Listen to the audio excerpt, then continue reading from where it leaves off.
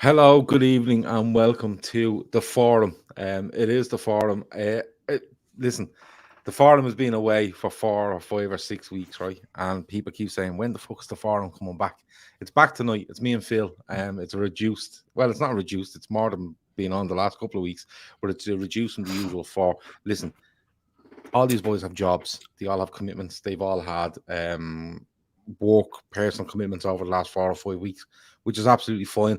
But it will start to come back from this week on, just to let you know. So Phil wanted to do a show tonight. I said, no problem. I said, what do you want to talk about? Phil said, listen, Gav, because of stuff that's been going on with me, if Phil wants to tell you what they are, he can.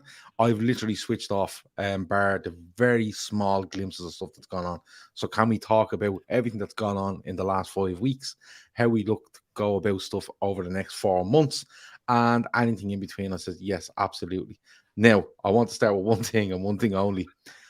I said to Phil, am I allowed to mention that you've been buying a new property? Yeah. Well, you've just mentioned it, so it's I kind of have to. Cut. I kind of have to, because I said, "Oh, you're still in that place. I thought you'd be in the new property. How come you're still there?" And what did you say to me, Phil? I was busy fixing the fridge, the legendary fridge that's beside me. So now we're in mid-move, but I'm trying to get this place sorted so that we can be sorted when we leave. Anyway, tell us what you've done to the fridge. So I won't mention his name because I've mentioned it enough times on this. But anyway, right, the fridge door sort of bangs a bit and was hard to get in. And then on New Year's Eve, it fell off, right? The actual door attacked me as I was going to the fridge, and it fell off. So I had to fix it. But the only way I could fix it was to attach the fridge door to the freezer door. So where before you used to be able to open it and you could see all my milk, I can't do it anymore, because when I open it now, it's attached down here. So do you see it's why it's attached down here. There's the freezer there. So what's happening now is that if you want anything out of the fridge, the freezer must open at the same time. Yeah. It's the only fix. Yeah. In the whole world, the only fix was, instead of fixing one door, you've just attached it to the second walking door, and now it's just a one big door. It's one big door. So if you're putting the shopping away, you have to be really quick, because if you open the fridge, put your gear away, everything in the freezer is defrosting. Well, it's handy because you've got stuff to put in the freezer at the same time. So you're not all the time, though. Not all the time. Every time, it's absolutely amazing. Listen, I just have to sort out this place before I leave it. Let's start welding the fridge and the freezer door together. It's absolutely. Listen, I wouldn't expect anything less from you. I genuinely wouldn't. It's just insane. It's handy. I was thinking attaching all the doors together. So if you it's not, because I guarantee you, the next people that go into that, if that's a bloke that moves into that place after you, right? Yep. It'll be absolutely fine, because he won't give a fuck. He just opened the fridge, grab what he wants. He doesn't care that the freezer's open. But 99% of women have a huge issue with a freezer door being open for more than 11 seconds. This is very, now I have to say, this is very sexist to you, because it's equal. I'm telling you. Let me put it to you this way. I have 3 women in my life, right? My mother, my wife, and my daughter. And I can guarantee you that all 3 of them, when I open the freezer and have a little browse in to see what's going on, all 3 of them, within seconds, will say to me, "Will you close that freezer door?" It's just inbuilt. It's inbuilt in them. You know what I mean? A man on his own, fine. A man with a woman moving in there. Think about it like this, right? When you're going to get a bottle of beer or a can out of the fridge or whatever it is, right? Yeah. Automatically, the door's open for you to take the ice out. So you're not, or if you're making a gin and tonic, right, and you want to take the tonic out of the fridge, then the ice is there for you. You can just access the ice a lot easier. You don't have to open 2 doors. So it's much more efficient and effective. That's what I'm going with. Dylan O'Rourke's freezer beeps when the door opens, and he has become immune to it because he doesn't care about it being left open for weeks. Men don't. Men don't, but genuinely, even if I have like visitors up, and it could be the mother-in-law, it could be my wife's friends, when you open the freezer and just do it as a test, open a freezer door and just walk away from it for 30 seconds. If there's 5 people in the room and 3 of them are women, I would confidently say all 3 would mention the freezer. Can I just say to Veranda Cheese there, it must be nice getting up in the middle of the night to get a glass of milk with no jocks on. Absolutely is. It's amazing. It's a bit of, it's a flowing breeze. It freshens everything up, and you're ready to go again in the summertime. There's added benefits. You won't be warm. Talking Nomad says I have the freezer open all the time, and my wife says nothing. You're very, very lucky. You're very lucky. I think it's just yours. You just need to sort it out, Gavin. Put the rules in, so I can open the freezer for once. No, it's not even opening the freezer. It's just when you open it and you kind of leave it open for a little bit. They're like, oh, you need to close that. It's like it stores stuff, but it shouldn't be open. You know, it should store it there forever. You should be able to get the stuff out of the freezer without actually going near the freezer. It should just come out on its own in order to keep all that cold air in there. Imagine though if you could link all the doors to open at the same time in a gaff. So you walk in, you just open one door, and all the doors open. Yeah, but to be more the only thing that is good for, I will say, men are awful for leaving doors open. And I'm talking about sitting room doors, kitchen doors, doors off presses, stuff like wardrobe that. Wardrobe door. I get into lots of trouble about wardrobe doors. And men are awful for it. I like a wardrobe door being open. I'm grand.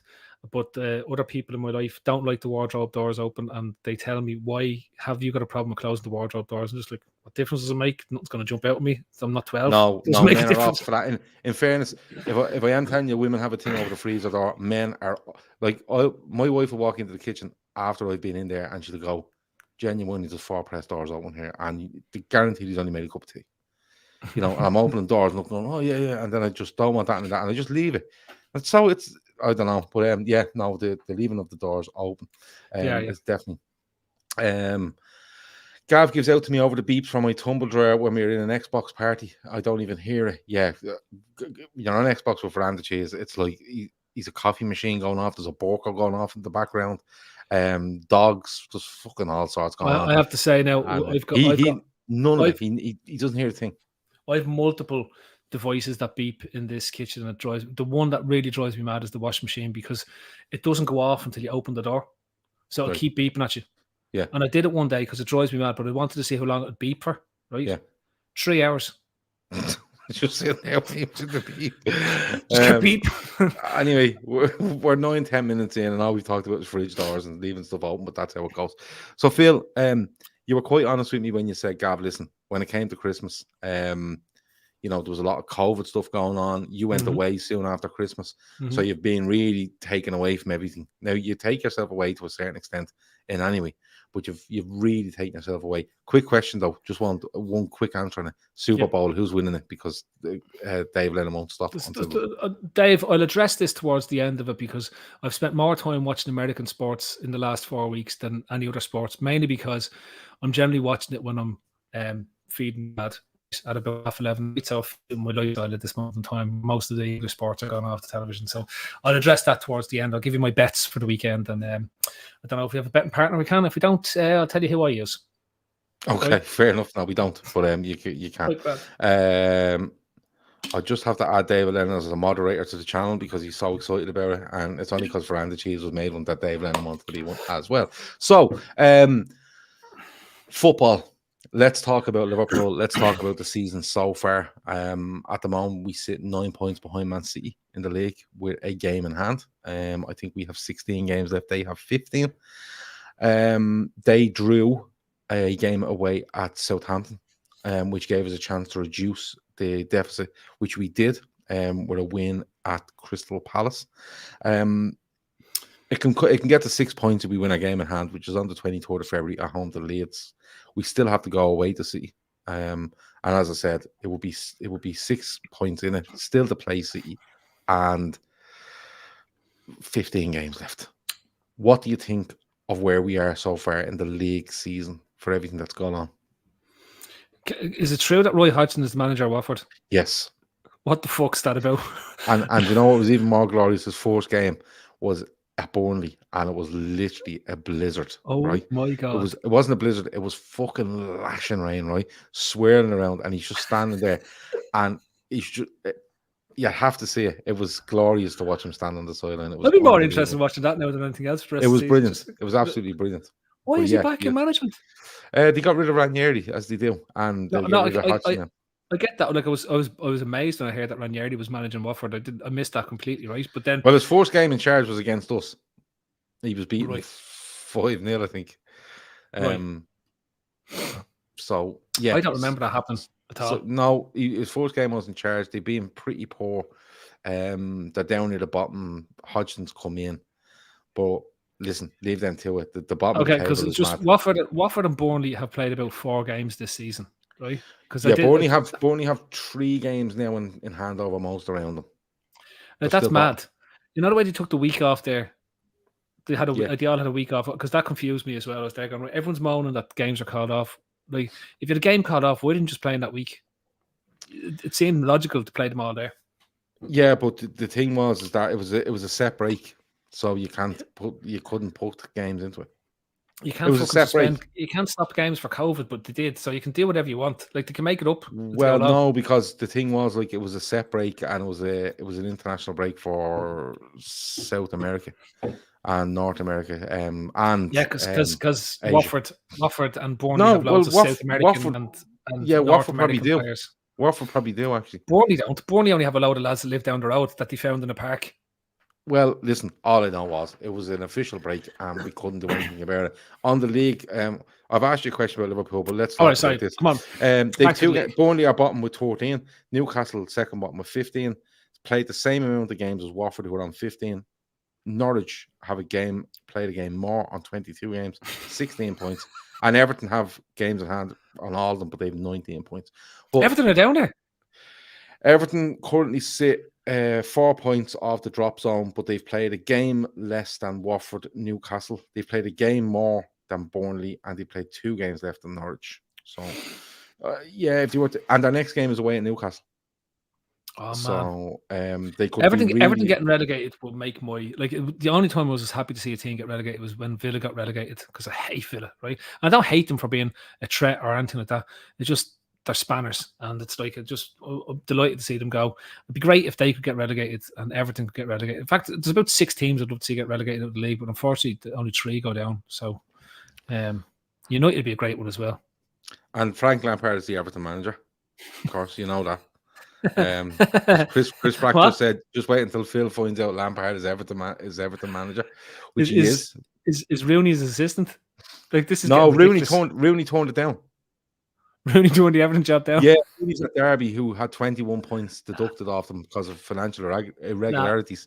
But in fairness to Rooney, right, he's had 21 points taken off them. Right, they're not even bottom of the league. Phil. They're fucking second bottom, right? They're 7 points from safety. They're 7 fucking points from safety. I'd have to look it up for you.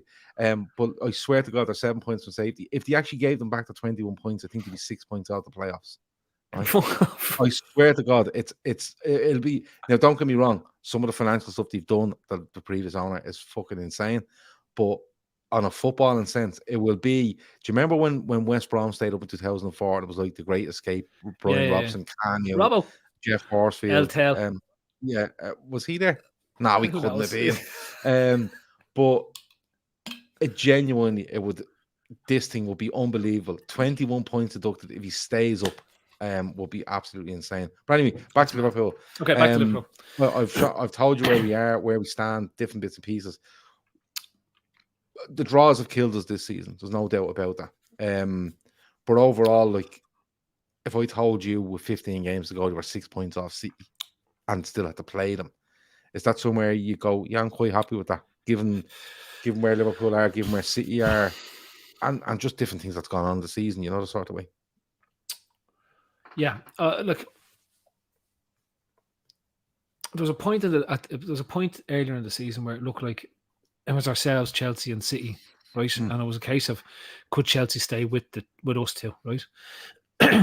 Those draws have done my head in more than anything else in the world, honestly. And I think it comes back to like a bit like the gamble we made last year with the centre backs. We made a gamble going into this season with the midfielders, and I get, like, we don't have the financial sports washing that Manchester City has, but you know, I still think that a midfielder could have helped in reality, right? I don't buy so much the forwards because we've been scoring plenty of goals, and Salah's been on form, he scored loads of goals, but we just seem to be lacking something at some points in the season, right? And I still, even with 6 points to go, 6 points behind City with 15 games to go, I take it. But I just don't see how we catch them. Even if we beat them, we're still behind them. And we need to be near flawless. Yeah. We need to be near flawless till the end of the season. We need to do what what we did 3 years ago, and they need to be as bad as they were 2 years ago. Does that make sense? Yeah. And I don't know if that's there, because the one thing I will say, and I haven't, and I'll hold my hands up. Just there's too much going on in my life, so I haven't been watching much of the games or whatever. But what I had seen, I still think defensively we just look a little bit less than perfect, if that makes sense. I don't, and it's not that I think we're weak at the back or something, but we look a little bit more normal than we did for the best part of 3.5 years. Yeah, it's when you look at it, like if Liverpool win the game in hand, we would have been play 23, 114, drawn 6, lost 2. City would have been play 23, 118. Sorry, play 23, 115. We would have been. They basically would have won 3 more than us, and we would have drawn 3 more than them. And you can easily pick out 3 draws that we've had this season where you go, we should have won that. Yeah. You know, without a shadow of a doubt. Brentford away, Brighton at home, most definitely. Chelsea away, you could argue 2-0 up. But I know what you're saying, like it is, we have to be flawless, but does any of it come down to, and this is the way I kind of feel about it, does any of it come down to, like I said it, like I said it before, City drew with Southampton, I said, look, if we make the next mistake, it's done. Because City just look at a mistake from us and they just kick on. You've seen it last season when they seen our squad falling apart with injuries and stuff. They just seen it, sniffed blood and just went for it. And they've kind of made the force slip.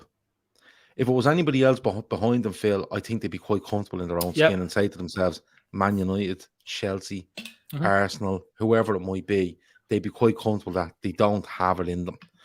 But is there any part of where they go, fuck, if we make another slip here and they get down to 3 points and they have to come and play us?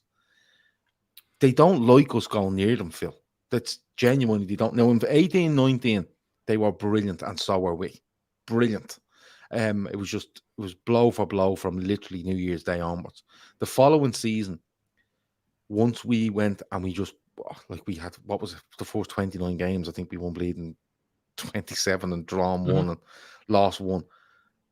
But as soon as we got a little bit of kick ahead of them, especially when we beat them at Anfield, it was over because they just knew this isn't going to happen for us. Is there any element of it there where you think, just in Liverpool's, in their psyche, if we make one more mistake and Liverpool capitalise again, they could literally be coming to the Etihad to go level on points or 1 point behind us with 10 games left? They won't like it, Phil. That's the way I'm kind of looking at it. That's why I'm holding on to a bit.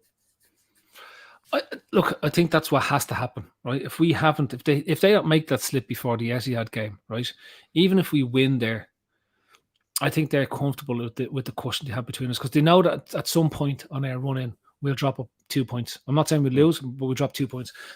Or we may drop 4 in terms of a draw, because we still have to go and play a few of the bigger sides that can put it up to on whatever day it is. But we've sort of struggled with smaller sides in reality that we should be beaten, and we take a lead and we seem to think that we can almost turn off. And I don't think that our side is necessarily as good as it was 2 years ago, right?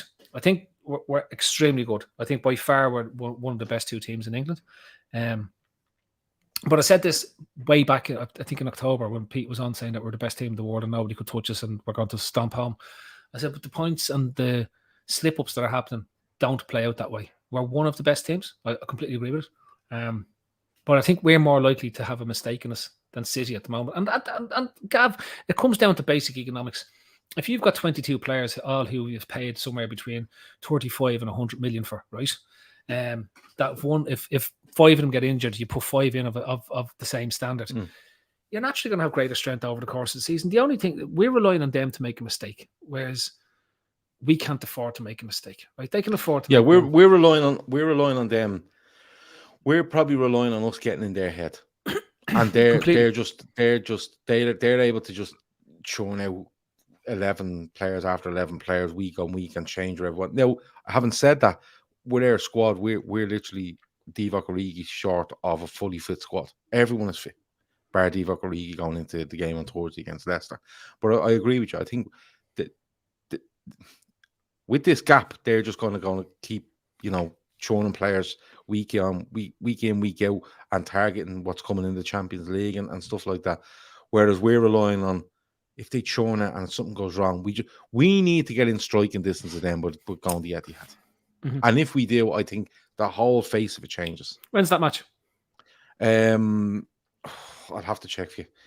I'm nearly afraid to fucking check because it's one of those, isn't it? I have it here. This is live. This is great viewing. And if you're listening to it on the podcast, it's on the 9th of April. Right, there's the problem. There will be 6 league games left after. Okay, here's the problem, right? Yeah. We have the Coca-Cola Cup final to play. Yeah. Right? The likelihood is that we'll still have, even if we've played our game in hand, we'll still have a game in hand. We play our game in hand 4 days before the League Cup final. Yeah, but then we play the League Cup final and we have another game in hand. So the likelihood of us getting it down to 3 points, the likelihood of us getting it down to 3 points before that game, right, or 6 points, whatever it is probably was going to rely on them making 2 mistakes as opposed to us just being able to play our game in hand and get and getting to the 6 points mark. We were due to play Arsenal the weekend of the League Cup final, which will need rearranging. Exactly, that's my point. So unless that game is rearranged before April the 9th, we're more likely to be at least 9 points behind City, or be 9 points behind City with a game in hand, than 6 points behind City with a game in hand. 6 points behind City with a game in hand, and you beat City, right? Bring it down to 3 points with a game in hand. That's where the mentality piece comes in. That brings us back to a reverse of the 13-14 situation where we had a. Remember we had played the the extra game. They had the games in hand. Yeah. Because following the win, I think they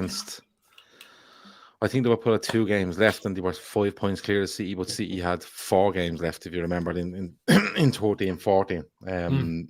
Chelsea were actually wedged in between both of them at the time. Yeah. But the thing is, like, I think it's just, but overall,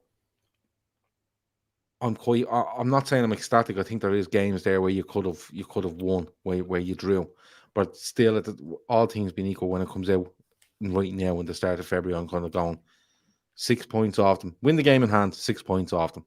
15 games left. We played them with 6. We played them the 7th last game of the season, and right now we're fully fit. You wouldn't be giving it up, would you? Nah, but like my worry is if the gap opens too much, like we're well ahead of Chelsea, you start to fall into a dead zone. You know what I mean? Where you're just getting yourself across the end line, hoping to finish second. And what I mean like that, you want to finish strong in the league to finish out, but you know that you're doing your best to keep pressure on. But the reality is, you're unlikely to catch them. A bit like City were when they were trying to chase us the year we won the league at an absolute canter, right? So it's like, so you don't want that gap getting any further than where you know that if you win your games in hand, you're 6 points with you to go to there to bring it to 3 points. Bring it to 3 points, and it's game on at that point. How big does the Champions League come into it? Because you know how desperate they are to win it. I suppose 2 questions here. They're desperate to win it. How much does that take their focus off? Even though, like I said, they can play 11 on a Wednesday and a different 11 on a Saturday. But how much does that distract them because of their desperation? And also, we're drawn against Inter Milan. How do you feel about that? Well, look, I think in the first instance, both teams benefit from a title challenge and a title race against each other. I think both teams' standards get lifted in Europe when they're going heavily against each other, because if anything, the Champions League becomes a pressure relief. So you're going out and it's not the constant, we can't afford to drop points here, we can't afford to drop points here. When you get into the Champions League, it's about performances on the night, and it's about, it's not the City. It's like you've got something to fall back on, that if you don't win the Champions League game, you've still got your league, right? Whereas it changes in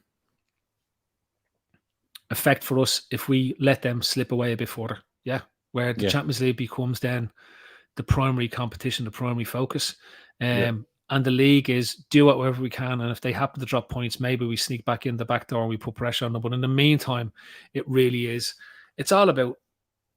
Look, I'd rather focus on the league. Like I've said to you this loads of times. It'd be great if we won a second Champions League under Klopp, but I demand a second league title under Jurgen Klopp, and not because he has to bring it home. It's because this team deserve more than one league. I don't want them to be seen as a one-season wonder. I want this team to get the plaudits into the future, where you win multiple competitions and multiple big trophies. I see people talking about cups and folks, fuck cups. Fuck ups. Honestly, the only two competitions that matter in world football is the Premiership and the Champions League. And I say the Premiership because you can't win the La Liga, or you can't win the Bundesliga, and you can't win the Serie A. But the only two competitions that matter to Liverpool Football Club is the Premiership and the Champions League trophy, because everything else is just toilet paper. I think where we are in the Champions League could have a bearing on the league. Dinesh with a super chat this evening. I had a dream Coutinho would score a banger against City last game of the season in injury time to win the league for Liverpool. Listen, great, but I don't know if it'll come down to the last day. I don't know. It's going to be so tight, but it all depends. I keep saying it. Next person to make a slip. We can't afford any slip. If they make one more, it's absolutely game on, in my opinion.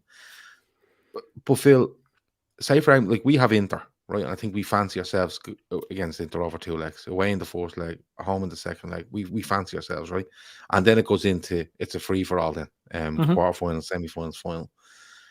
If City were to be upset in that Champions League, you'd say to yourself, they'll just plunder the league now because they've nothing else in Europe. Would it be better for Liverpool if City went quarterfinals, semi-finals of the Champions League? Now, they could come across us in that competition, but to keep them, my thinking on this is that if you keep them distracted with the Champions League for long enough, Pep has a track record of overthinking things and trying to be too clever, and he makes a major fuck up somewhere. The Champions League final last year being the case in point. Is it better for Liverpool if City stay in this competition longer than round of 16 and quarterfinals? Because I think it is. I think if he gets into semi-final mode and you're looking in mid-April or late April, right, he could genuinely end up with playing Liverpool at the Etihad and having 2 legs of a semi-final close around it, and that's where he tries to be clever and overthinks it, and something goes wrong. And look, it might be a Champions League goes wrong, he could get that right, but the league could go wrong on a weekend and Liverpool could be there waiting. I think the longer they stay in that competition, the better it is for us in the league. Look, for me, I don't disagree with you. But I think Guardiola is more liable to a brain fart in Europe than he is in the league, regardless, right? Every year he tends to get his team to the end of March and then fucks up the Champions League. And it doesn't matter whether it's England, Germany, wherever it is, that's just what he does. Bit like Martin O'Neill when he used to get Aston Villa close to the Champions League spots and then they collapsed towards the end of March and just ended up around 6th or 7th all the time. So I just think, it'll take a miracle for City to win the Champions League. And I think it's harder for us to win the league than it is necessarily to win the Champions League. I see lots of people getting upset because I said about cups. I think this is the best ever chance to win it, because I think you're going to see the return of Real Madrid in a massive way next season. I think Barcelona, for all their money worries, look like they're able to spend anyway. Once they can keep getting fellas out the door, they can keep getting fellas in. I think you'll see a resurgence. Ignore Barcelona. Well, if they get in the Champions League, that is, because you don't know where they're going to end up. Nah, they're a dead club. They deserve what they get. But they walk around with chips on their shoulder all the time. Catalan, all this type of stuff. Serves them right. But the thing, I think Traore for €1 billion. I saw that and I was there going, nah, that's a wind up. That's a wind up. They've signed him. They've signed Ferran Torres. They've signed Aubameyang. They signed a good few. What? They signed Aubameyang? Aubameyang had his contract ripped up by Arsenal and he left for free. Yeah. You went on a freebie to Barcelona? Yeah, so Aubameyang was having a massive row with what's his name? Arteta. Some disciplinary stuff. He was left out of squads for weeks. Barcelona came in and tried to sign him, but when it turned out what Arsenal wanted, I think it was a loan or an option to buy with a set fee, and Arsenal were like, no, you'll have to pay his wages. And they were like, we're not paying his wages. So Arsenal said, right, fuck it. We'll save 20 million on wages and we just let him go for free, rather than the fee we would have got. So they saved 20 million. They get him for nothing, and I don't know what they're giving him. But yeah, it's one of those. But I think it's City's best. I think it's actually probably a lot of clubs will be eyeing this Champions League. Like definitely Bayern Munich, because I feel like they might go through a bit of a transition. Juventus are at the moment as well. There's some clubs there where you just look and go, it's a great chance, Liverpool included, but City are definitely looking at it going, this is a great chance, because Bayern Munich are most definitely going to be stronger. Liverpool, I think, are going to be stronger next season. I think Chelsea will get stronger. as I said, Real Madrid, it's just a perfect time. But genuinely, if they get to a semi-final or to meet us for argument's sake, and a league is going on, and they've made a slip somewhere in the league, genuinely to be steam coming out of that fucker's ears, Guardiola's ears, because it's just the way he is, Phil. Look, I've known, as anyone who's listened to this for long enough, I think Guardiola is a very good coach. I don't think he's the fella that he's made out to be. I'd love to see him actually coach a team that isn't made up of the most expensive players he could possibly afford to buy in whatever league he's in. So it's a joke. He's not doing anything special. He's basically getting the points out of a squad that you expect him, that they're capable of. Show me something impressive that he's done, and I'll be happy to see it. I think he's coached them really well. He's achieved what he's had to do, but I have yet to see him do something special. Right? So I'm sick of talking about Guardiola. I'm sick of talking about City. I think it's hard. I think I guess I saw somebody said about living in a comment. It's not. I'm struggling. Gavin, I said this to you before Christmas. I'm really struggling with football at this moment of time. I'm struggling with particularly English football, because it's gone to within 3 to 5 years. It's just going to be Newcastle and Manchester City spending ridiculous amounts of money. Even United are starting to struggle to stay, and who've been able to do whatever they want up until now. And we've been amazing. It's been amazing for us to be able to stay on City's coattails to be their main challengers. And so much of that has to go for Klopp. And like in my opinion, the way people talk about Guardiola is the way people should be revering Klopp, because he's gone to two clubs that are massive clubs in the leagues that they're in, but are massively underpowered financially in comparison to the teams he's had to take on. And he's beaten both of them. And he's beaten both of them repeatedly. And that's why I want the second league title. I just want that second league title over Guardiola City. I want it to be there, and I want it to be, I want it to be not some type of fluke that they can write off, and it was the Corona year, and that drives me mad. I want us to win a league in front of the fans. I want us to win a league in front of a fully packed Anfield, so that we can celebrate like we should have celebrated, because it was so. And I don't think, and I know it's very pessimistic, but I don't think we're going to have this chance in 25 years, because I just think unless something fundamentally changes in the club. And look, and I'm not an FSG. It was, this. I've supported them plenty of times on this forum. I've said a lot of the stuff they've done has been brilliant, and it's made fantastic sense. But no, like, to me, this manager, this team, this coaching staff deserve to be seen as the greatest of this generation, because what they've done is better than show me someone who's done anything anyway near as good as what Klopp has done with the budget and the financials that he's had to do against the team that he's had to do. Redman says Klopp is on a different level to Pep. Paul Smith says sorry, but Klopp is not in the same league as Pep. So two very different opinions there. If you want to expand on that, Redman or Paul Smith, and Redman is 100% right, and Paul is talking through his hole. So let's just get there. Well, let Redman come back and let Paul Smith come back and see what it's about. But listen, you can see where it's going with Newcastle. You can see where it already is with City. Chelsea do kind of pipe up and then they disappear for a couple of years, and that's all down to Abramovich's kind of humour. They do owe him a fortune, but did you really owe it to him? I'm not too sure. But with regards to Liverpool, you have to keep someone like Klopp or get something. If he does go in 2 years' time, you have to get something as close as you possibly can, because he's done absolute wonders with what he has at his disposal. I'm not saying Liverpool haven't spent a lot of money. They have. And I made this point a couple of weeks ago. It doesn't matter what you sell. If you're good at selling, it's a bonus. It's what you bring in. It's what you identify. And he has spent a lot of money. I don't really care about net spend. I've said this before. But what he has identified, what he has spent is a lot of money. It is a lot of money. But it's kind of dwarfed by other clubs in the league and other clubs around Europe as well. But I get where you're going, because like genuinely 1920 I had, and this, I had fucking weekends booked all over the place for every scenario going for winning the league.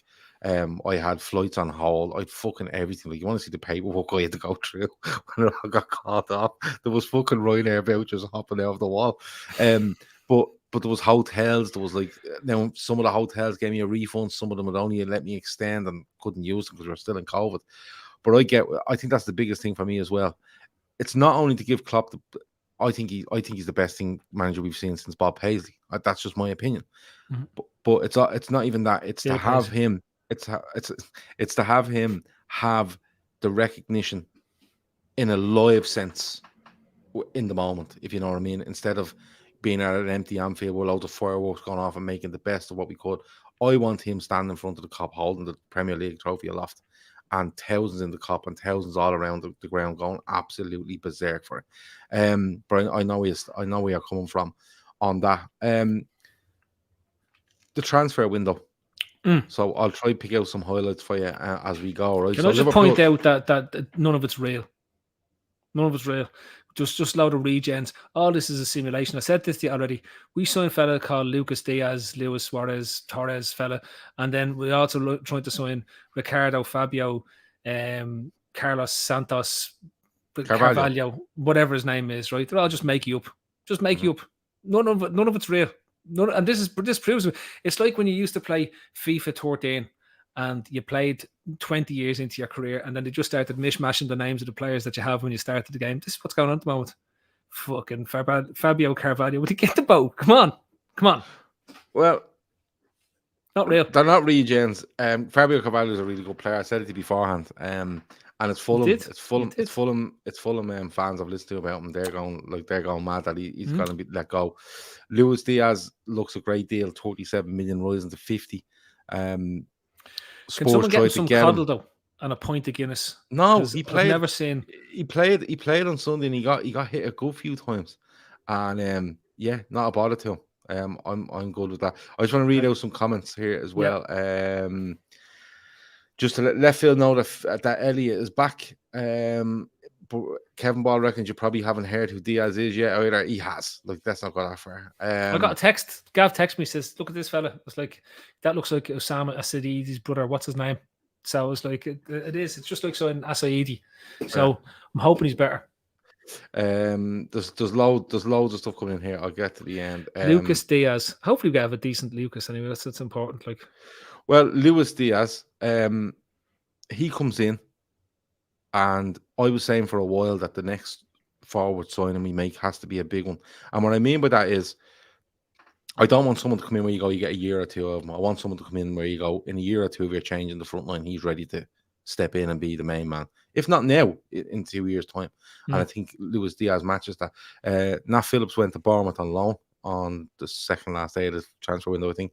And Nico Williams went on loan to Fulham on the last day of the season.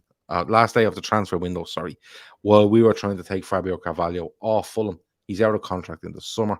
So is Ricardo. But it looks like Fabio Carvalho's deal has been agreed.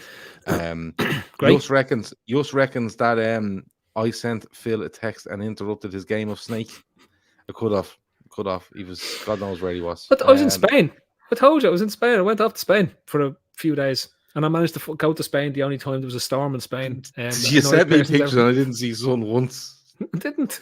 And then you were on a driving range and it looked like you were like... I was up in Sligo. Like you were on a driving range off the cliffs on Mower or something. It was mad looking. It was like, literally, if somebody rang me from work and said, look, you have to come back here and work, I'd be like, no, I'm here. I'm in Ireland still. Look, there's the pictures. Oh, no, genuinely, the pictures you showed us, Andy was convinced it was like a fucking driving range in Leitrim. It wasn't. I was up the side of a hill down in outside of Estepona, so it was fascinating. I managed to get over there and have proper Irish weather in Spain. It was phenomenal. It was the first time it's ever happened to me, but it was definitely strange. So the transfer window, the best one of it was Rafa Benitez tried to stamp his authority on Everton Football Club, who backed him to the hilt by allowing him to sell Luca Dean, the left back, for 27 million to Aston Villa, and then 3 days later they sacked Rafa Benitez. That was a good one. As Aubameyang has already been mentioned, he went on a free to Barca. Traore went from Wolves to Barcelona, even though Spurs were trying to get him. Spurs thought he had Luis Diaz sorted. Liverpool stepped in, and that got done. To the point where Daniel Levy was threatening to report the recruitment team at Liverpool to the Liverpool owners. And when it got to Liverpool owners were like, really like what you've done there, lads. So they didn't give a shit. Bonuses all round. I don't. United didn't do anything. Chelsea didn't do anything. I'm surprised United not doing anything, but then I'm not either, because I've noticed that they haven't been winning. Ralph Rangnick hasn't been winning. And Yeah. so is he still now? Is he just is he gone back to the consultant, or is he still the manager? No, he's the manager. He's the manager, but I'll give you an update. So he's the manager at the moment. The talk is he will go into a 2-year consultancy role at the end of the season, while after he takes a whole look at the squad and then recommends who they should bring in as a manager, and then give all this data to the manager or feedback. Right. There's no one solid on who the manager will be. The rumor is that Ten Hag from Ajax is his favorite person in it. Pochettino's name is still being mentioned as well. But in the last couple of weeks, there's been an incident with Mason Greenwood, which I'm sure you've heard about. If you haven't, it doesn't matter. It's not good. It's not good, and I'm not talking about it, right? Because there's an ongoing police investigation into it. But basically, he has been removed from the United squad. United have announced that he will no longer play games for the foreseeable or train with Manchester United. So that's one. Jesse Lingard was linked with a move. This is a great one. Linked with a move to Newcastle on loan. Okay, but United wanted them to pay all of his wages, a monthly fee to have him, and then a lump sum at the end, not for a transfer, a lump sum at the end, if they stayed up. So it would have cost Newcastle somewhere in the region of 20 million quid to loan Jesse Lingard for 4 months, to which Newcastle said, would you fucking stop? So it didn't happen. But then Jesse Lingard does a tweet, right, that says, the club have told me to take some time off to clear me head, but I don't know why, because I'm ready to play 100% when called upon, right? And then United play in the FA Cup against Middlesbrough, and Ralph Rangnick comes out and says, well, I was missing a player from my squad tonight. Do you think I would have just left him out for no reason? So there's definitely something going on there where it's a case of they're just not getting on. And there's a lot of, but I reckon it's probably Rangnick just calling a few of them out, going, listen, you just aren't worth it, and you think you're this and you're not, and the players are throwing a bit of a hissy fit. But to be fair, like, I don't blame Rangnick here. Lingard shit. It's like, they should have got rid of him ages ago. So, it's ridiculous. Yeah, well, I thought he would have went because he had a really good loan spell at West Ham last season and scored a couple. He was really good for West Ham, and I thought he'd make that move there, but he didn't. And you thought maybe when Rangnick comes in, or he gets will he get a fresh start on the Solskjaer, which he didn't. Rangnick comes in, you haven't seen much of him, but they don't seem to want to let him go. I don't know if he's out of contract in the summer. I'm not too sure. But it was just mental. Dinesh says, I would love Klopp become fourth manager and team to win all 4 trophies. I want him to become the first manager. Yeah, well, I want him to become the first manager as well. We can have our chest out again against the rest. So we can have our chest out against the rest. Dinesh, I think you're saying. So expectations, Phil. League, Champions League, final of the League Cup, 5th round of the FA Cup, which puts you about 2 games away from a semi-final, I think. I know you're not a big fan of the domestic trophies, but putting that aside for a minute, what do you think Liverpool could do this season? What do you think they could do? At this point of the season, they've got to focus on the league. Like, they're too involved in it not to focus on the league, right? And that should be the primary focus of this team, because, as I said to you, 2 league titles makes this a area defining team. Does that make sense? Given what they're up against in terms of City. Yeah. Champions League semi-final, because I'll take the lottery of what happens in a semi-final, right? So I want us to be Champions League semi-final, scrap our way back into the league. Don't even turn up for the FA Cup match, and have a go at winning the Coca-Cola Cup, like, where it's a final. Kelleher's getting to play again. Don't bring in all the top lads. Don't bring the top lads for the final, right? I'm saying you play Kelleher, you play Tsimikas, play Kanate, play Matip alongside him, right? He'll probably play Trent, because we haven't really got an option at right back. And was Nico Williams gone, or is he still there? Yeah, he's gone on loan to Fulham. Okay, so he's gone, right? Play Kesa, play Elias, play Probably Fabinho, and then up front play Lucas Diaz, play Jose, play Salah. Like, to me, that's the team that plays the League Cup final, and it gives you a load of the lads who are thereabouts in the squad, but gives them the opportunity to win a trophy. You know what I mean? And you go and you take the game on its merits, and you see how it comes off. But you go, it's a bonus trophy. To me, the League Cup has always been, I love the League Cup, right? Because you play the lads. Do you think games. the two managers will talk to each other beforehand and go, "Are you going full strength?" No. Do you think there's any chance of that? Because it always seems to be the League Cup final comes, it's never full strength, but it's always he has 8 of his first team on, and so does July. It always seems to match up fairly well. Good man, Ian Griffin picked up on that reference there. But no, and the reason why I think Tuchel is on a knife's edge now already at Chelsea, right? They spent a massive amount of money. Yeah, they brought Lukaku in, and they've already had an absolute mare on that one. And anyone who's seen Lukaku knows that he's likely to be looking at his next move within 6 months to turn up whatever club he is, and there he is, he's doing it.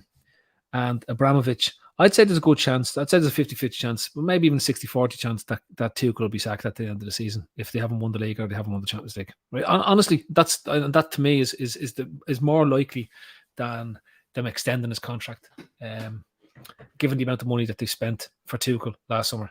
And I think they're as far away now as they were then in terms of winning the league. And I said this to a Chelsea mate. They were getting really excited that they're going to go and win the league this year. I know he was flawed at PSG, and I can see the same flaws that are there. So for me, I go back to it: Champions League semi-final, and take the lottery of what happens in the semi-final. Mm-hmm. Have a right crack at win the league. Remove the mental mistakes, become ruthless, become ultimately ruthless in the run-in, and win the League Cup. Don't even turn up for the FA Cup. Don't even turn up for the FA Cup. Play a load of fellas that are playing in Stanley Park. Give Jamie a show. See if he wants to play. He got a new pair of boots there at the weekend, and I'm sure he'll have a game. Okay. Right? Honestly, what? What boots did he get? World Cups, I think it was. Oh, okay. Yeah. Adidas ones, yeah. Oh, okay. So give him a show. Shawnee might want the game. Give Shawnee. Shawnee can't. His knees are at him. Okay, Shawnee can't. So what? Give him a game anyway. Steve-O, he scored more goals than Ricky Lambert in Anfield, so give him a game. So, yeah. Like that to me is exactly what I do. Okay. I genuinely want to catch up a few things for you. Ashley says you should catch him up on Donny and Dele. We should. So Donny van der Beek at United can't get a game, even under Ralph Ranieri. Looks like he's going to Crystal Palace on loan because apparently, I think Bergkamp is his father-in-law, and he's good mates with Vieira, who's the manager of Palace. That doesn't happen. He ends up going to Everton on loan. Dele Alli goes to Everton on a free contract from Spurs, but if he plays 10 games, he owes them 10 million. If he plays 20 games, he owes 20 million. And the fee could end up being somewhere around the 40 million mark, right? Which is insane, right? But that's what happened as well there. So I wanted to fill you in on that because that was a good one that I missed. Dele Alli could be a decent player. I'm going to tell you now, right? I think there's a gem of a player. He was too good when he broke through to have absolutely no skill left in his body. And he was always the one player I thought to myself, could you imagine him playing for Klopp? Now, if I don't know what the attitude is like in and around the ground or what he is, but he's the type of energetic type of player when he was playing well for Pochettino that I thought to myself, you could fit him into our midfield and he'd be a really good sort of alternate for Henderson or something like that. Now, but again, I don't know the mentality side, but that was the one thing that's always stuck out with me with Dele Alli. I thought he would just seem to be, he struggled after Pochettino left. Yeah, I agree with you. I think he was such a good prospect, and I think when Pochettino leaves, they bring in Mourinho, and I don't think it worked whatsoever. Because Dele Alli liked a bit of freedom when he played, playing that hole and he was good at it. He was really good at it. And then it's just not gone well. Espirito Santo, I think there's injuries in there as well. And then it just looks like Conte doesn't fancy him whatsoever. But I think we laugh saying if it goes to this, it could be 40 million. But if Everton end up having to pay that 40 million, I'm presuming there's more than just games played. There's obviously other thresholds he has to hit. And if he hits them, it's worth it. That's just the way it goes. Donny van der Beek is a really good signing for Everton. I think I'd love him at Liverpool. I think he's a fantastic footballer. But I just wanted to I just wanted to update you on that. For me, though, listen, I won't give up the league. I'll never give up the league until it's mathematically impossible. But I will say it's all about the next mistake. If City make the next mistake, it's fucking game on. I'm telling you, it'll just, things are going to overdrive. And Liverpool fans, you know it. Everyone knows it. Liverpool fans will go into fucking overdrive. Anfield will turn into fucking welcome to hell. They'll go away to away games and they won't shut the fuck up for 90 minutes. It'll be non-stop. It'll be just bedlam. And trust me, if it gets to any level of that, you know City you're watching, and you know Pep is watching, and then he tries to get too clever, and he tries to do something fucking stupid, like playing fucking John Stones as a number 10 because he thinks, let's do that. That's what you want in the league. I agree with you on the Champions League semi-final, get there, and then you take the lottery, because that means that you're right in the business end of the season. And you can't really say, I want to win it, because it's a fucking hard competition to win. So semi-final and a lottery, I'm with you all day on that. League Cup, I'd absolutely go to win it, because it's something you said a second ago. Tuchel is on a knife's edge, and I think you're right. I think the fact that he signs Lukaku for that amount of money, and it was to come across as his final piece of his jigsaw after all the money that's been spent the previous summer with Havertz, Werner, Chilwell, and there might be Ziyech. And then he shows up, and he's lauded after he go away to Sidwell. Arsenal. Sidwell, yeah. He's lauded. Tom Sidwell, he's a regen. He's getting signed next summer. he's lauded after they go away to Arsenal the second game of the season, and Arsenal are appalling. But since then, Minamino has as many goals as Lukaku this season, right? Lukaku has been injured. He may have had COVID as well. I think he has. But he's basically had to make a public apology to his manager, his teammates, staff, fans, everybody at the club, because of comments he made in an interview with regards to Inter Milan, right? So that hasn't gone well. I think Tuchel probably needs that trophy to steady it and kind of have a bit in the bank when it gets to the end of the season. The FA Cup is the one that's difficult, because if you're in the business end of the Champions League, you're running that right till the end of May, and that's where the FA Cup becomes a bit of an issue. It's Norwich at home in the next round. Norwich are fighting for their life. I can't see Norwich coming with a full team to play at Anfield in the 5th round of the FA Cup. And it's probably one of them that will creep up and you go, fuck, this is a quarter final, you know, and then it gets the same. And then, like the League Cup, there's more interest in it, and then you start putting better players in. But I think the FA Cup might be one that they will take a little bit more of a risk on, especially if the league is still alive, and especially, as you said, we're looking on course for the Champions League semi-final. So it's one of those. But we'll have to wait and see. I think it's going to be a cracker either way. Do you want to talk before we go about the Super Bowl? No, I just want to point out the Taki, right? I'm delighted for the little fella. Right, I think he's slowly morphing into this team's Yossi Benayoun. I think he's been massively underrated, and he's starting to find his feet. You know the way Yossi just started to sneak into that Rafa Benitez squad back in 08, 09, 09, 10. Do you know what I mean? Just starting to just get a feel for what it was and started bringing his bit. Started scoring crucial goals, didn't he? Yeah. One away at Wigan, I remember. The one at Fulham. Do you remember the one at Fulham? Portsmouth. Do you remember Portsmouth? No, but I definitely remember one at Wigan. It was great. It was great. They were wearing funny socks that day. I think they wore blue socks or something. It was mad. Go back and watch it. Or white socks or something like that. It was great. But yeah, and it's great to see that, because again, that was a £7 million signing that I think we all wrote off and said he had no future. And people told me that he was gone. But yeah, I think it's great to see him. And I think it'd be fantastic to see Yossi, Minamino, doing great things towards the end of the season. He's the type of player, in my mind, that is more likely to be a cult hero if we do something this season than, say, Lucas Diaz, right? Because we're expecting, there's an expectation around Diaz.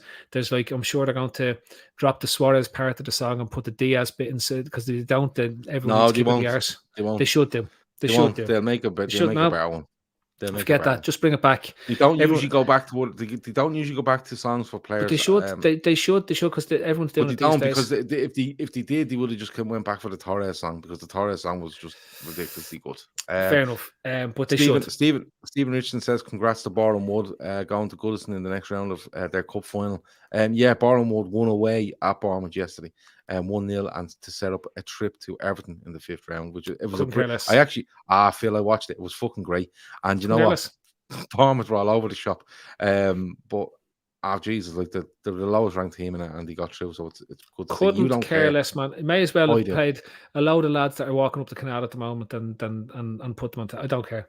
I honestly don't care. I don't care about the FA Cup. It holds nothing for me. It's a dead competition. It has been since United didn't turn up that year. So forget about it. Just don't speak to me about the FA Cup. A lot of people won't. A lot of people. Well, I'm not talking to you. I'm talking to Stephen. He mentioned. That's great. Yeah, Stephen. Tell Stephen on the show tomorrow night, and he's going to talk about the FA Cup. We can have the FA Cup show. Oh, we might do the FA Cup. We might do the Barham Wood show tomorrow night, 10 o'clock on Tuesdays. But yeah, do you want to talk? I want to talk about our charity in a minute, and I want to talk about one or two other things. So before we do the Super Bowl, because a lot of people are asking, they know you're mad into it, and it will superb be the last time you see it. Show. The lads want me to come on Friday. On the Super Sports show. On Friday. Right. Well, the only issue I have with the Super Sports show on Friday is that I will be taking up residence in my new domain. So that's the key issue that I have. So I may or may not be available. But I'll probably be drinking as well when I take up that residence. So I'll tell you what to do. On the off chance that you're taking up residence and you might be able to be available on Friday, just give us a quick prediction for the Super Bowl as of now, Monday night. Me and Ray Dick are going to get absolutely plastered drunk on Sunday night watching it in town. He's going out. Yeah, Ray Dicko's a big Bengals fan, and massive Bengals fan. And it's the first time since the 80s. Actually, the best thing about this year's Super Bowl is that up until this year, no Bengals fan has ever been able to text about winning a playoff game because text messages didn't exist the last time the Bengals won a playoff game. So that tells you how long ago since they were in it. I'm delighted for them. I think ultimately the Rams win the game. I think the Rams, the problem is the O-line. In the Bengals, everyone's torn off now at this stage. The problem is the O-lines in the Bengals. And McVay has already had a go at winning the Super Bowl. And he probably has the experience to go back. And they basically signed as many players as the best players they could to have one go at winning this. And all their eggs are in this basket. They're basically done, all the eggs have gone into the basket. So yeah, if I'm going with the Bengals to beat the spread, the Rams to win the Super Bowl, and Bo Cooper Cup and Jamar Chase to go over 100 yards receiving in the thing. So if everyone wants to go and put bets on there, go off there and find somebody, and they'll be able to do it for you. Okay. I watched some of the playoff games, and I could not believe that the fella off the 49ers was an actual American football player. Which fella now? The quarterback for the 49ers. Jimmy Garoppolo? Yeah. Jimmy G? Appalling. What? Absolutely appalling. Genuinely, he looked like he was playing with someone else's arms. But he's an incredibly good looking man. He's a superb looking man. But that gets you fucking nowhere when you're asked to throw the ball, and he can't. So well, he can because he's made a career out of it, and he's going to walk. He's going to go to a different team this year and make millions. He's already made. He's going to a different team because they've realised he's not very good. And I've watched him for one full game, and I can tell you he's not good. He's cost the 49ers a place in the final. And thanks for that, John Madden. No problem at all. I really like the way Sky do their stuff, and they have a fella in America, and they keep going to him on the screen. That's Baldy, Brian Baldinger, and he keeps being in different places every week. Like last week, he looked like he just broke into a school and he was in front of a whiteboard. He was just doing the stuff. It was great stuff. And then the boys in the studio kept trying to move out of the way while they were talking to him and all. It was fucking mad. You think they would have thought about this? Yeah. Gav to be drafted to the Niners next season. No, my commitment lies with the New York Giants, who are a fucking palm, and it's down to Dicko. Well, can I just say, you're going to enjoy yourself next year. They're after bringing a new GM in and a new head coach, and they're also going to bring the Bears ex-quarterback in, Mitch Trubisky, to take over from Daniel Jones, and it's going to be great fun. Great lads. I love it. I'm all over the Giants next week. Go Giants. Giants. So anyway, overall, you feel the Rams will win it. If you're around on Friday, Phil may get to talk to the lads on Friday. Kev said it is no issue whatsoever if you would like to be drunk while on the show, and Kev runs that ship, so it's up to you. Before we go though, our charity, Féileacáin, yeah. You do know about this? I do. Yeah, okay, so that's good. That's one thing you've kept up on, which is good. So Féileacáin is a charity which helps bereaved parents who have lost children during pregnancy or very soon after a child is born. They are a brilliant charity, genuinely. But if you don't believe us, in the description there's a link to that website. You can read all about it, and genuinely what a small amount of money can do for them is outrageous. Outrageous. So 10 grand is there. If we put 10 grand in their coffers, it sorts them out for. I think it'd be something like 3 years. It would sort out their helpline. 3 years that 10 grand would do for. Now they wouldn't spend it all on the helpline, but stuff like that, to have a helpline running all day, every day for 3 years off the money we could get them is absolutely huge. So all I'm asking is check out our website in the description. Check out our donate page in the description. If you can donate, brilliant. If you can't, take a copy of the website and send it around everywhere, and take a copy of the donate page and do the same.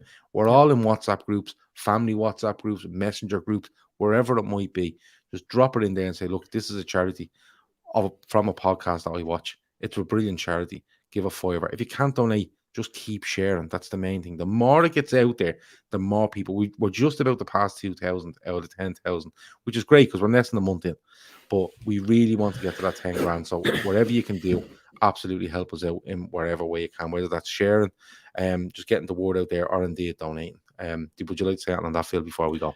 Look, as I'm blessed. I'm a father of 4. I'm blessed that I haven't had to go through any of this. And I don't know people who have. So this type of support for parents who have been in this position is essential. And they do a great service. And I'd hate to have to go through something like that. I don't know. Because whenever I think about it, outside of all the joking and stuff that goes on, it does touch a string inside me, because, I've seen the joy that my kids are bringing me. I've got a little fella who's nearly, he's not even 6 months old. So for a parent, our parents to go through this, it will be horrific, right?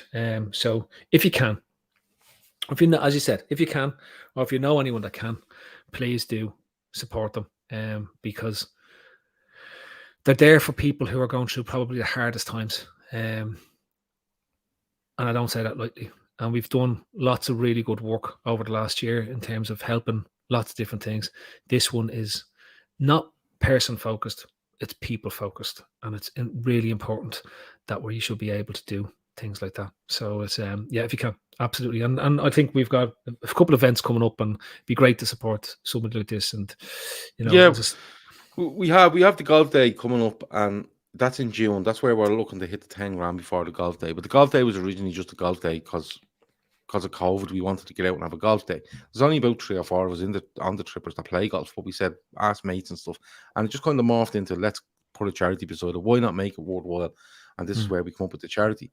But I've been speaking to representatives from Féileacáin, and remember, it's all voluntary. A lot of it is voluntary. So I'm actually talking to a guy who's lost a child in the ways I've just explained, and he does great work with the charity and other bereaved parents and stuff like that. And we're going to try to link up with them at some stage in the next couple of months and have a day with them and make it a fundraising day, and maybe have a few beers with them. If they're comfortable enough to talk to us, absolutely fine. And we can record, or we can bring them into studio, hopefully, when we get that sorted out, or do it online like this and chat to them about it, so people can understand what this charity means to them, and how much it helps them, and how much it helps, not only how much it helps people now, but God forbid something happens down the road for one of us, and you go, what do I do now? And someone or something like that is there for people. I think it's incredibly important. So, as I said, I'm not asking for shed loads of money. I'm asking if you have a few quid, throw it in. If you genuinely don't, that's fine. It's all about spreading the word. Because as I always say, if I can't give a $5 or a $10 or whatever it might be, but I tell 10 mates and one of them donates, but all of them 10 tell another 10, that's another 100 people. If 10% of them donate, that's 10 people, right? So if they all give a $10, you're 100 quid up before you know it, on 2 text messages, really, the sort of way. So it's one of those where we're going to keep pushing it.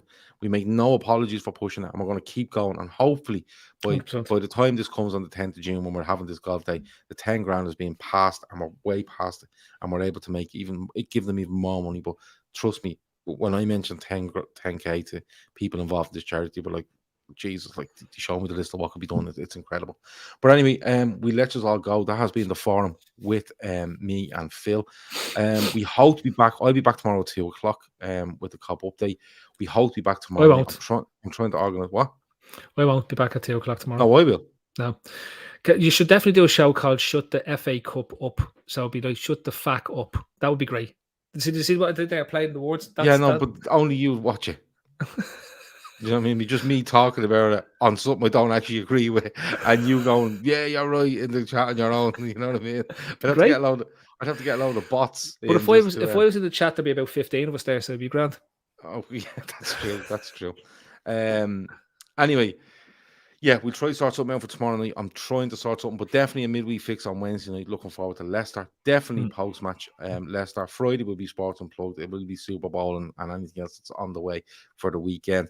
Liverpool play at 2:00 on Sunday then, away at Burnley. So we will be back around 4 with full-time Reds and 10:00 with the Fatback 4. Anything else before we go, Phil? Shawnee won't be on the Fatback 4 this Sunday. He's due to be out with us in town. Yeah, I thought that. Yeah. So can't wait. That's good. Yeah, no, I'll replace him with someone. You don't worry about it. Oh well, I'll just have a look at you. All right. Archie Dillon said, just to let you know, COVID is gone as well. COVID isn't gone. But I'll get. But who cares at this stage? Yeah, exactly. Everyone's had it. Yeah, everyone's had it. Like you can't get away from it. And the vaccines worked, so it's grand. Yeah. Oh, Ray Dicko hasn't had it actually. Ray Dicko. There you go. So your vaccine worked. Told you. Well, I didn't have it before the vaccine either. So there you go. Right. Let's get out of here before this gets very, very, very ugly. That's been it. Talk to you in a bit. Can you talk about Elliot again? No. No, not again. I've done 3 shows on Elliot now. Just leave the lad alone. He'll be fine. ET phone home. That has been the forum. Talk to you in a bit. Over now.